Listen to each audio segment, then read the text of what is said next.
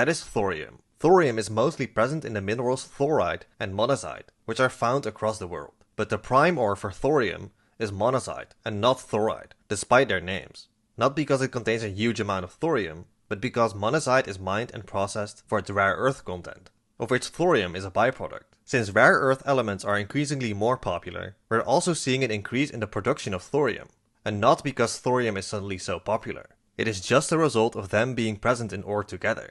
The use cases of thorium are still relatively small, despite the increasing production. It is therefore not something that brings in a lot of profit. It finds some use in optics, ceramics and alloys, and potentially in a currently unused type of nuclear reactor. And that's pretty much all there is to thorium. So this time I bought 2 monazite rocks, and they're also a lot heavier. Thorium accounts for only 5 to 20% of the rock's weight, in the form of thorium dioxide. The rest consists mainly of phosphates of lanthanides, such as cerium and lanthanum phosphate. Anyhow, before I check the radioactivity of the monazite, I do a background check. And the natural background radiation is only 10 cpm, which is only from beta and gamma particles, because this detector cannot measure alpha particles. Now I take both rocks and put the radiation detector directly on top of them.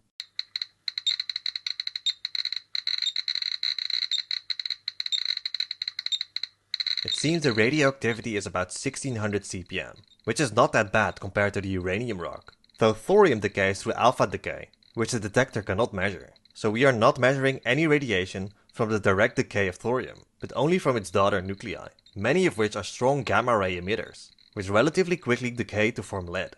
There's also a very tiny bit of uranium present in this rock, which can also contribute to some of the radiation. Now let's take a closer look again, before they're torn apart into their components.